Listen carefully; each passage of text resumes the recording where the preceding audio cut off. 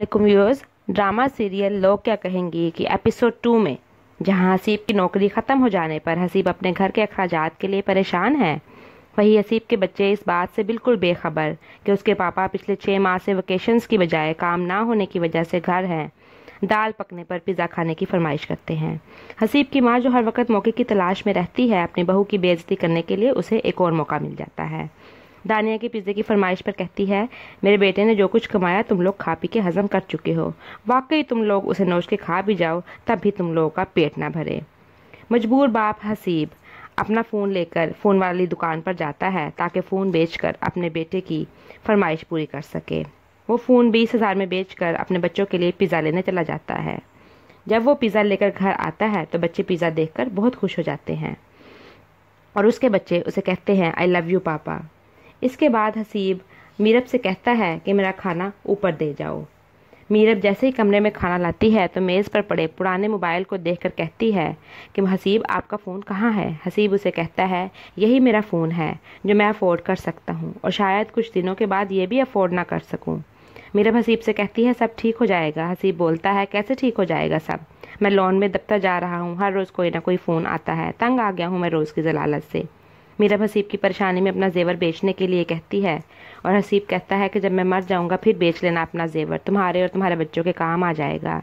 हसीब जो कि कर्जों में डूबा हुआ है, नौकरी ना होने की वजह से बहुत से ड्यूज़ बाकी होने से परेशान सड़कों पर पैदल खार होता रहता है और अपने घर वालों के साथ गुजारे हुए उन पुराने लम्हों के बारे में सोचता है जब वो एक बहुत अच्छी लाइफ गुजार रहा था।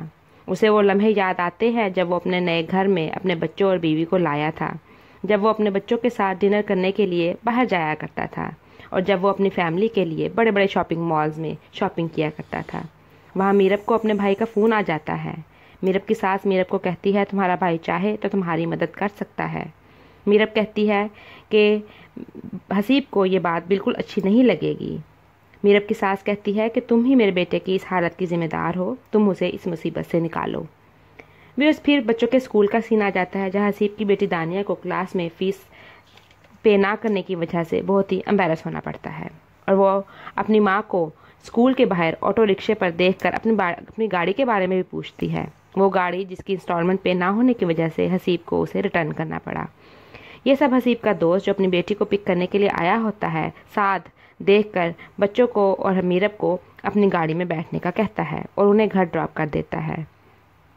घर जाकर हसीब की बेटी अपने बाबा को फ़ीस ना पे करने और ऑटो पर मम्मा को देखकर शिकायत करती है और हसीब की माँ तब कहती है कि बच्ची को हकीकत बता दो, इसे बता दो कि अब गाड़ी नहीं है, इतने अरसे से ऐश ही करवा रहे थे अपने बीवी और बच्चों को, तभी ये हाल हुआ है।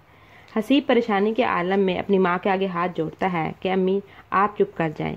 परेशानी के आलम में मीरब को जब कोई रास्ता नज़र नहीं आता तो अपने भाई को फ़ोन करती है और बड़ी ऑकवर्ड होकर बताती है कि हसीब के पास कई महीने से जॉब नहीं है, ही इज़ फायर्ड। अगर कुछ कर सकते हैं तो कर दे, लेकिन हसीब और भाभी को इस बारे में कुछ मत बताइएगा। साद जो हसीब को एक जगह रेफ़र करता है और हसीब वहाँ की पोस्ट और सैलरी की वजह से नाउमीद होकर साद को कहता है कि पोस्ट तो पूछ लेते, खामखा जलील हो रहा हूँ मैं, 35,000 सैलरी ऑफ़र की है तुम्हारे जानने वाले ने, इससे ज़्यादा तो मैं अपने ड्राइवर और मुलाजिम को देता हूँ।